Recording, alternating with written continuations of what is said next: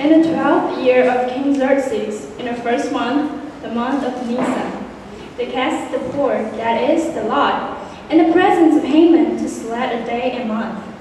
And the law fell on the 12th month, the month of Adar. Then Haman said to King Xerxes, "Because certain people displaced and scattered among the people of your provinces, whose language is different and whose customs are different, they do not follow the law of the king. It is not in the king's best interest to tolerate them.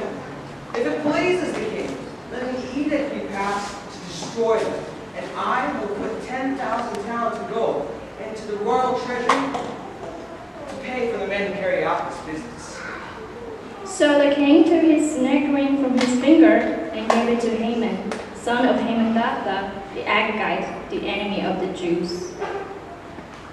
"Keep the money and do with the people as you please."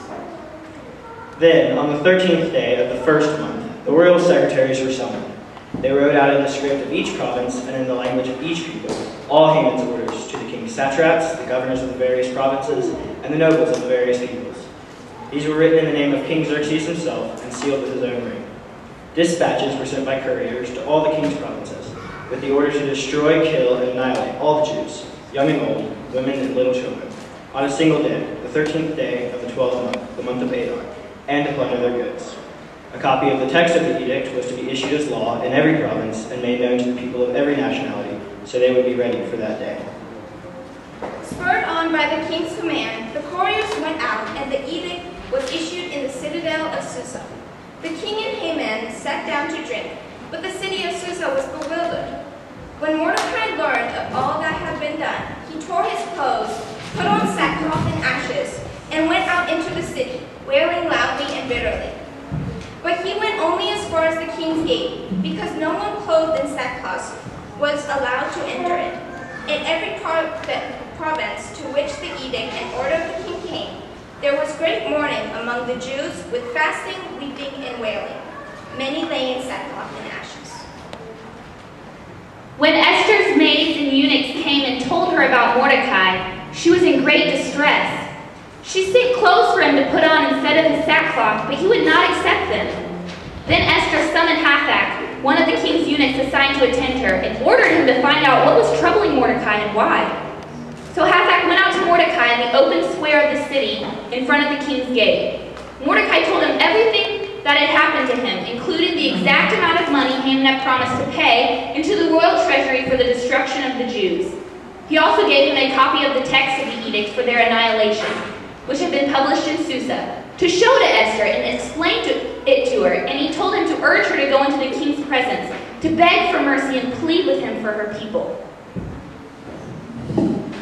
Hathach went back and reported to Esther what Mordecai had said. Then she instructed him to say to Mordecai, "All of the king's officials and the people of the royal province know that for any man or woman who approaches the king uninvited, the king has but one rule, that he be put to death.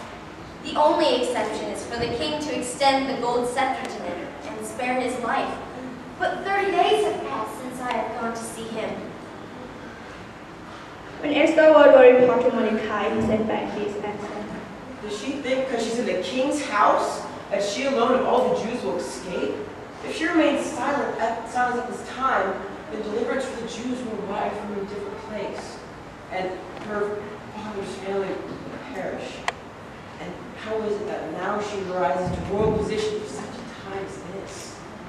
Then Esther sent back this reply to Mordecai.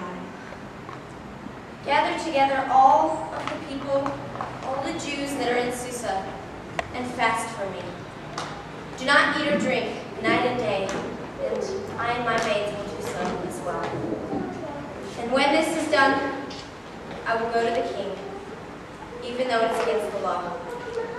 And if I perish, well, I perish. Be still, my soul.